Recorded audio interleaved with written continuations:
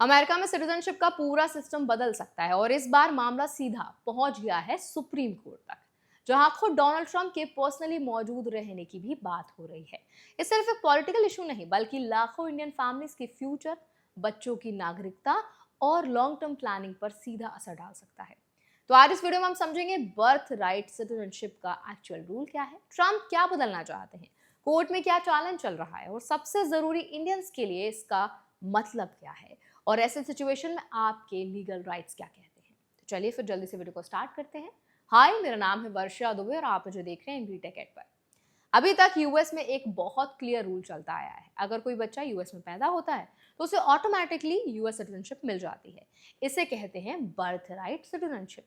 ये rule US constitution के 14th amendment से आता है, जो 1868 में लागू हुआ था। इसका मतलब सिंपल था, जो भी यूएस में पैदा हुआ वो सिटीजन है। और इसी रूल के कारण बहुत सारी इंडियन फैमिलीज, खासकर जो वर्क वीजा या स्टूडेंट वीजा पर होती हैं, उनके बच्चों को डायरेक्ट यूएस सिटीजनशिप मिल जाती थी। लेकिन अब इस रूल को चैलेंज किया जा रहा है। ट्रंप एडमिनिस्ट्रेशन ने एक एग्जीक्यूटिव ऑर्डर लाकर ये कहा कि हर बच्चे को ऑटोमेटिक सिटीजनशिप नहीं मिलनी चाहिए, खासकर उन केसेस में जहां पेरेंट यूएस सिटीजन या ग्रीन कार्ड होल्डर नहीं है। यानी अगर पेरेंट्स टेम्पररी वीजा पर हैं, जैसे वर्क वीजा या स्टूडेंट वीजा, तो उनके बच्चों को सिटीजनशिप नहीं दी जाए। ऐसा प्रपोजल सामने आया है। यहाँ सबसे बड़ा लीगल पॉइंट आता है, subject to the jurisdiction thereof. 14th amendment में यही फ्रेज लिखा है और इसी की इंटरप्रिटेशन पर पूरा केस टिका हुआ है। ट्रम्प साइड का कहना है कि जो लोग परमानेंट स्टेटस में नहीं है वो इस डेफिनेशन में नहीं आते, जबकि दूसरी तरफ लॉयर्स और कोर्ट्स का कहना है कि इंटरप्रिटेशन गलत है और कॉन्स्टिट्यूशन क्लियरली सभी को कवर करता है। लोअर कोर्ट्स ने अभी तक इस एग्जीक्यूटिव ऑर्डर को ब्लॉक कर दिया है, ये कहते हुए कि कॉन्स्टिट्यूशन के खिलाफ है। लेकिन अब सुप्रीम कोर्ट इस पर फाइनल हियरिंग कर रहा है और यही वो स्टेज है जहां से फ्यूचर का डायरेक्शन तय होगा। अगर कोर्ट ट्रंप के फेवर में जाता है तो यूएस सिटीजनशिप का रूल पूरी तरह बदल सकता है। अब बात करते हैं इंडियंस के पर्सपेक्टिव से, क्योंकि इसका सबसे बड़ा इम्पैक्ट इंडियन कम्युनिटी पर ही पड़ने वाला है।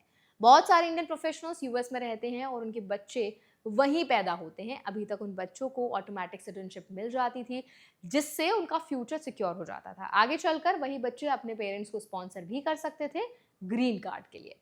लेकिन अगर ये रूल बदलता है तो सिचुएशन पूरी तरह बदल जाएगी, बच्चों को सिटीजनशिप नहीं मिलेगी और पूरा फैमिली फ्यूचर अनसर्टेन हो सकता है।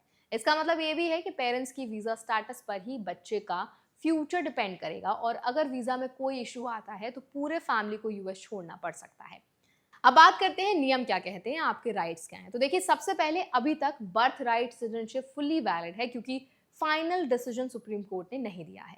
यानी अगर आज बच्चा यूएस में पैदा होता है तो करंट लॉ के हिसाब से उसे सिटीजनशिप मिलेगी, जब तक कोर्ट कुछ और डिसाइड नहीं करता। ये रूल चेंज नहीं होता। दूसरा, यूएस कॉन्स्टिट्यूशन को बदलना बहुत आसान नहीं है।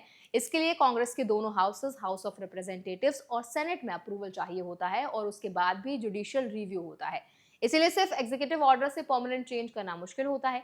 तीसरा, अगर फ्यूचर में कोई रेस्ट्रिक्शन आता भी है तो वो रेट्रोएक्टिव नहीं होगा, यानी जो बच्चे पहले पैदा हो चुके हैं उनकी सिटीजनशिप सेफ रहती है। ये बहुत इंपॉर्टेंट प्रोटेक्शन है इंडियन फैमिलीज के लिए। अब प्रैक्टिकल लेवल पर इंडियंस को क्या करना है, तो देखिए, सबसे पहले अपनी इमिग्रेशन प्लानिंग को सिर्फ अजम्पशंस पर मत रखिए। पॉलिसीज तेजी से बदल रही हैं। अगर आप यूएस में हैं या जाने की प्लानिंग कर रहे हैं तो हमेशा अपडेटेड लीगल एडवाइस लेते रहना जरूरी है, खासकर फैमिली प्लानिंग और लॉन्ग टर्म रेजिडेंसी डिसीजंस में। दूसरा, अपने डॉक्यूमेंट्स और वीजा स्टेटस को हमेशा कंप्लाइंट रखें, क्योंकि अगर फ्यूचर में स्क्रूटिनी बढ़ती है तो क्लीन रिकॉर्ड बहुत काम आता है। तीसरा, ऑल्टरनेट पाथवेज जैसे ग्रीन कार्ड रूट्स या लॉन्ग टर्म वीजास को भी एक्सप्लोर करना जरूरी हो जाता है, ताकि पूरी डिपेंडेंसी एक ही रूल पर ना रहे। तो आई होप ये वीडियो आपके लिए हेल्पफुल रहा होगा। इस पूरे वीडियो पर आपका क्या टेक है, कमेंट्स में जरूर शेयर करें। ऐसे और वीडियोस के लिए, अपडेट्स के लिए हमारे चैनल एनबीडी टेक को भी जरूर सब्सक्राइब करें।